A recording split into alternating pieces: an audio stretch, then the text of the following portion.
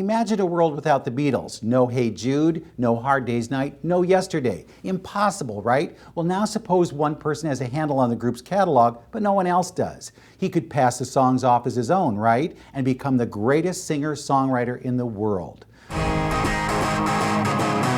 This was my last gig. If it hasn't happened by now, it's like a miracle. Miracles happen. Well, that's the absurd but wildly interesting premise behind Yesterday, Danny Boyle's Freaky Friday-like comedy. Hamish Patel plays an aspiring singer who can't quite make the jump from unknown to star. Then a blackout occurs, he's hit by a bus, and when he wakes, no one seems to know that the songs he performed so effortlessly were written by others. When did you write that? I didn't write it. Paul McCartney wrote it, the Beatles. Who?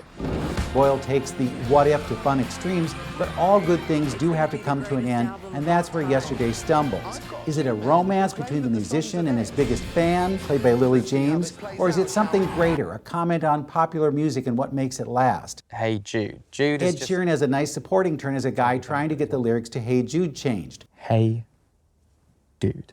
But much of this rests on Patel's shoulders. He sings beautifully, sidestepping many of the film's inherent landmines. Yesterday isn't the great Beatles film you've been waiting to see, but it's a charming fantasy that lets us hear those great songs in a whole new setting. It's not really good for anyone to go in there. Annabelle Comes Home reprises an old hit too, but it really doesn't have a familiar chorus.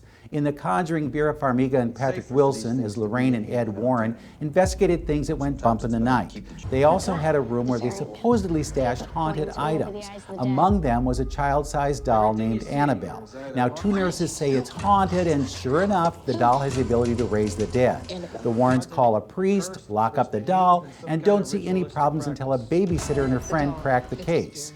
Directed by Gary Dauberman, Annabelle veers more than a little from the original premise and introduces horrors that don't seem as plausible as The Conjuring's. While it's more than a little scary, Annabelle Comes Home doesn't conjure a natural connection. It's one of those films that invites you into familiar territory, then slams all the doors. With your movies in a minute, I'm Bruce Miller.